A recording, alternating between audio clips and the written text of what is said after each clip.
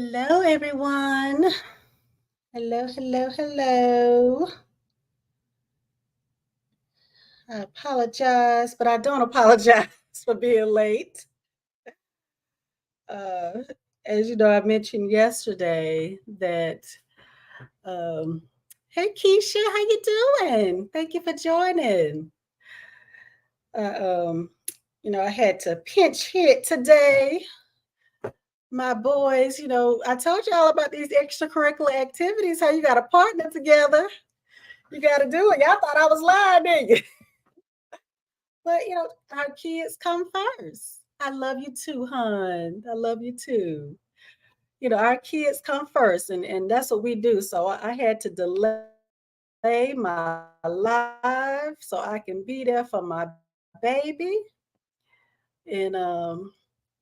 And that's what we do as parents, as co-parents. We there for our babies. Hey Dorcas, how you doing? Thank you for joining. Thank you for joining. Well, y'all, this is day 24 of my life challenge. This is just so crazy. It's just so crazy. But if you don't know me, my name is Tiffany Newton. I'm a master certified health and life coach. And you know what? I need to stop saying that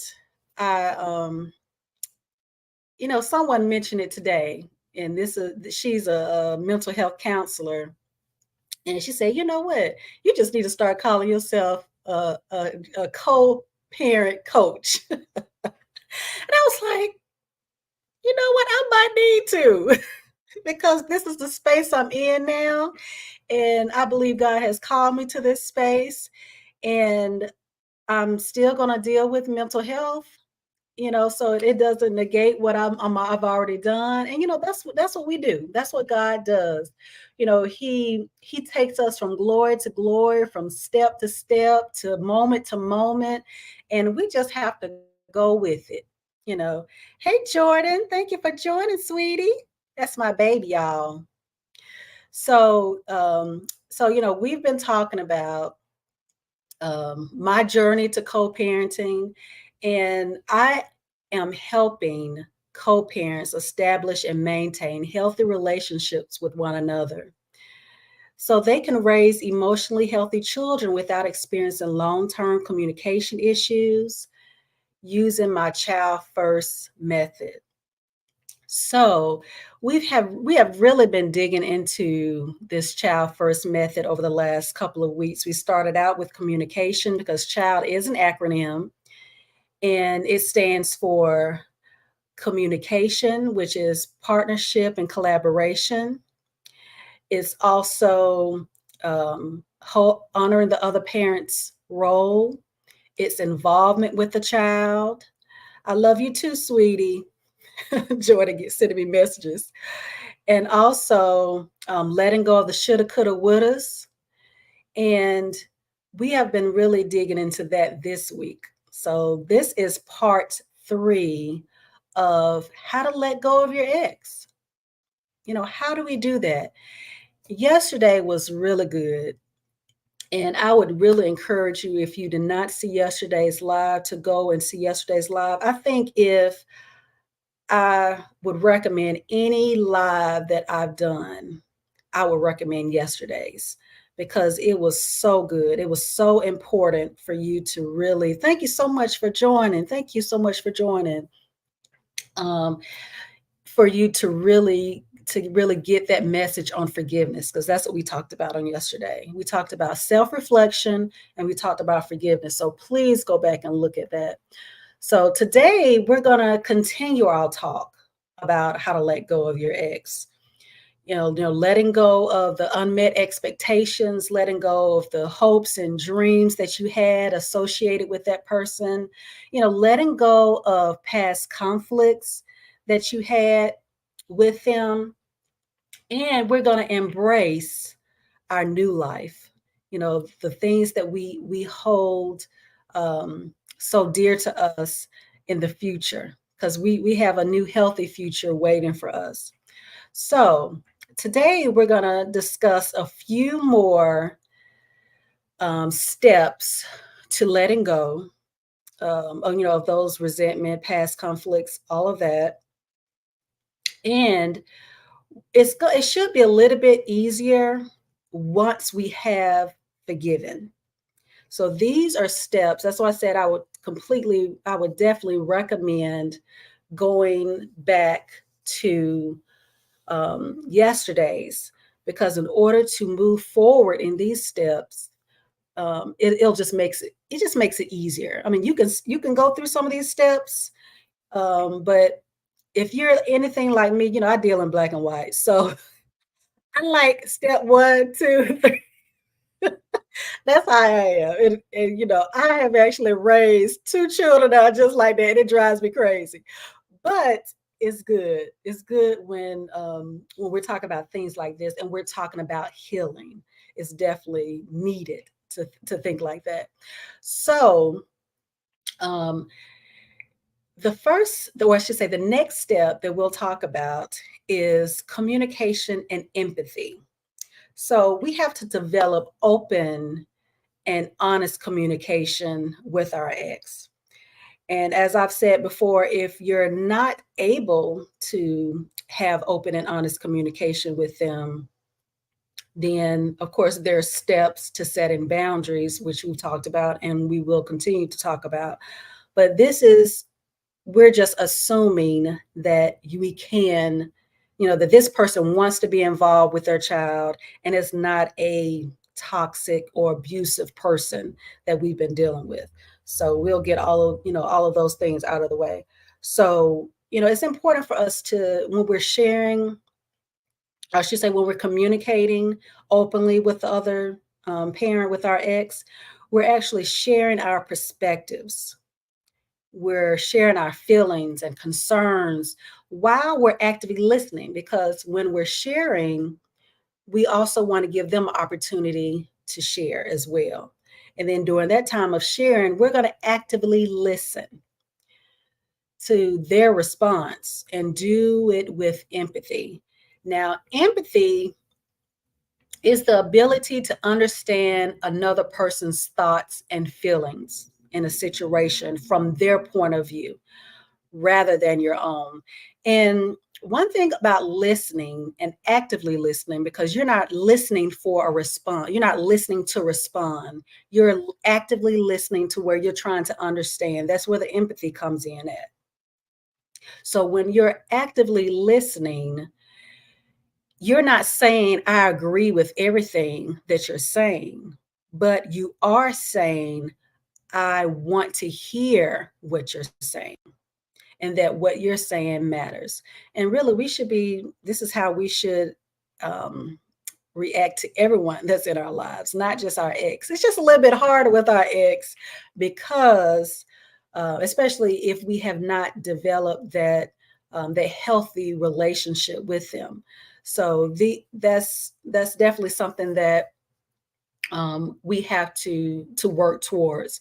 So the next one is focusing on the present and the future. I know sometimes, you might hear, we need to live in the moment, think about the moment. But in this case, when we're talking about moving away from or letting go of our ex, we have to focus on the present and the future as it relates to our child, because we're going to actually shift our focus. This is going to be a mindset change, a mindset transition. We're actually reprogramming our mind, and we're going to shift our focus from dwelling on the past to concentrating on the present and the future. Our priority, our primary goal, our focus is always going to be creating the most positive environment for our child. And don't you see how important it is for us to forgive up to this point? Because if we don't, we're not thinking about we're not thinking about listening to them, and we're not thinking about, you know, well, we're always thinking about what's going on in the past. So but right here, we're focusing on making the best possible, or to creating the best possible environment for our children. So the next one I'll mention is setting boundaries. Now we have to establish clear boundaries when we're communicating and we're interacting with our ex, especially if we still have some unresolved tension. And we might have forgiven, but they might not have. So, and this can only be done by you. You're the only one that can actually set these boundaries because you're the only one that knows your situation because everybody's situation is different. And remember, this is just a general framework for us letting go. But you have to be the one to customize it for your situation.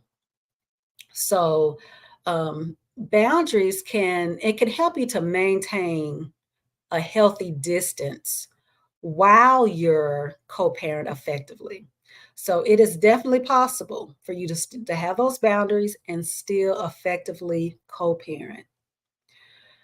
And we'll get into that, further down the road, but just want to let you know that it is possible. Okay, the last one that I want to talk about is letting go. This might be the last one. We'll see. Letting go of control. Now, this is very essential in letting go of your ex because we cannot control each other's actions and decisions. Letting go of the need to control, it actually reduces conflict, believe it or not.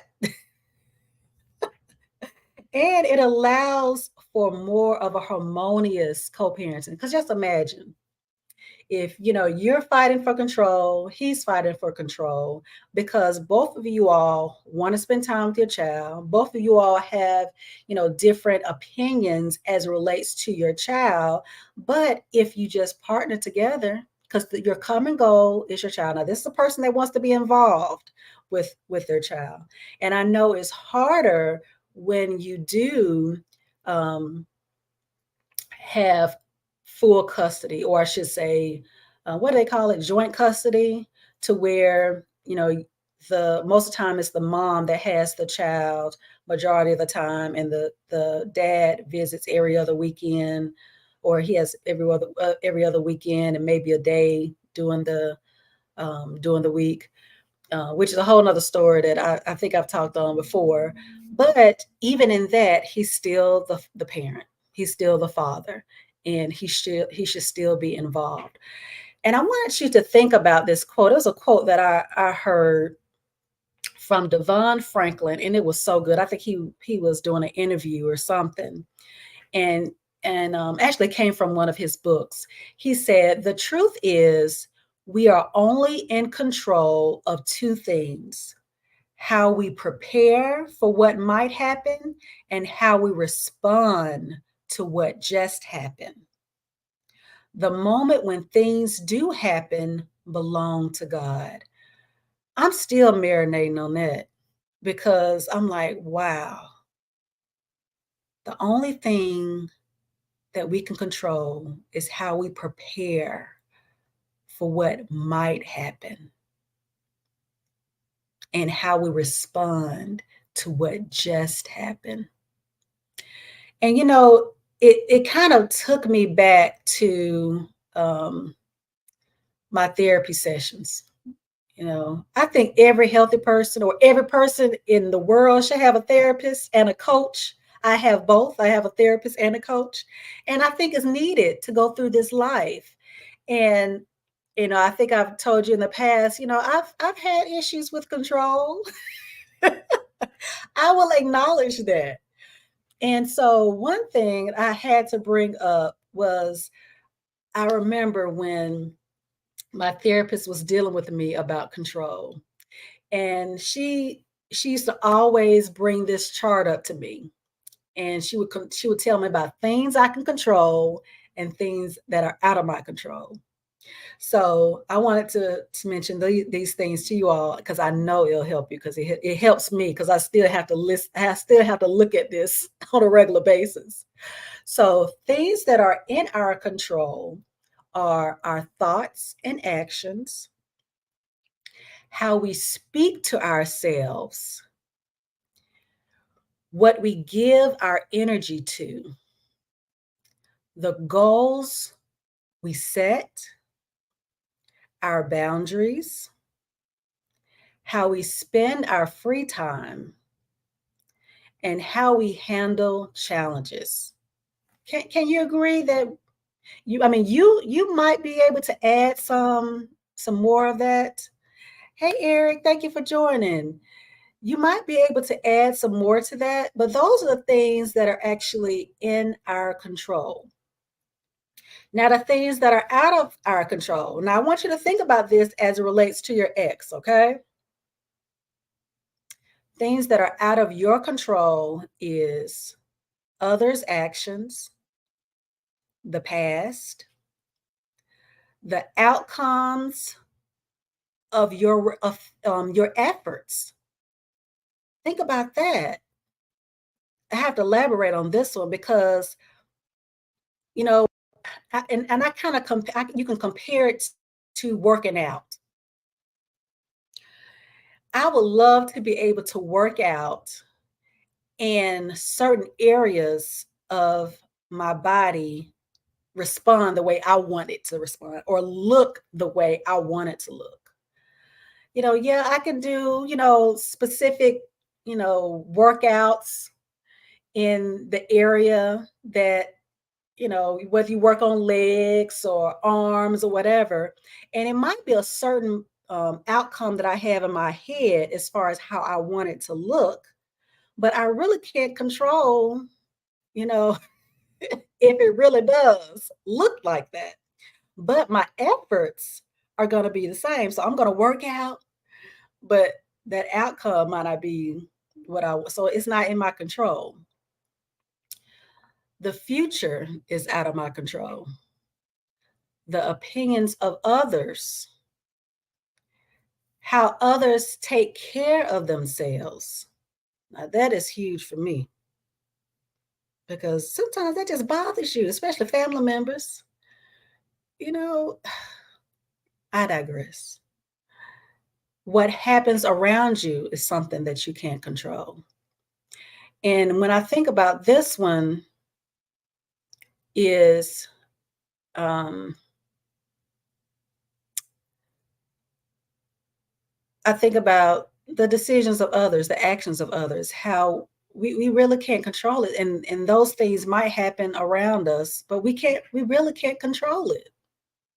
And of course my controlling nature, I'm thinking, okay, I probably can. But some of the things you really have to think about. Can you really control what happens around you? You really can. Because they have to do with other people and what they do. And the last one is what other people think about you. We can't control that. So put me some butterflies. Thank y'all so much for joining. Put me some butterflies if y'all got something out of that. I know I might be the only controlling person or person that has worked on being controlling. So maybe that didn't impact you the way it has me, and the fact that I've had to work on that. Um, but let me see. I'm thinking about my time, especially considering the fact that thanks, Eric. Especially considering the fact I started a different time. I'm kind of off on my time in my head as far as how long I'm going. But one last thing I want to mention is, focusing on gratitude. When we practice gratitude, we're actually recognizing the positive aspects of our co-parenting relationship and each other's contributions as a parent. And I have to do this more often because sometimes you can take things for granted, especially when after you've worked on your co-parenting relationship. And not saying that everything is perfect, but you have to come to a place of, you could just say, you know what, thank you, God. I am grateful that I have an ex. It might not have worked out for us, and he might not be exactly what I want for I'm not gonna say that. I'm not gonna say that. That's not right. He might not actually do what I would want him to do as a father, but he's a good father. And I'm grateful for him being a good father to my boys. So I'm grateful for that. And sometimes we have to focus on that. We have to take time and think about that because this is a process, and letting go of your ex, get into a healthy place is a process. So I hope you all have gotten something out of today's live day 24. I can't believe it. I can't believe it. That we're winding down, and I have some wonderful surprises coming up towards the end. So you definitely want to stay tuned. I don't want to let the cat out the bag, but you definitely want to stay tuned because I'm excited. I'm just really excited. So if you all don't follow me, please follow me on Instagram at I am Tiffany D. Newton. Follow me on Facebook at Tiffany D. Newton, as well as thank you, Eric. I appreciate it. As well as join the Teach Me Tribe. Check it out. It's a non-judgmental, safe space for men and women to come and talk about anything and everything. Thank you so much for the butterflies, Dorcas. And so check us out on Facebook at Teach Me Tribe, and also check out the YouTube channel as well, Teach Me Tribe, and all the lives that I've done throughout this 30-day challenge is there as well. So I've definitely enjoyed you all today, and thank you so much for joining, taking out the time. I don't take it for granted. I'm grateful for you today, and I will see you all on tomorrow. Bye bye.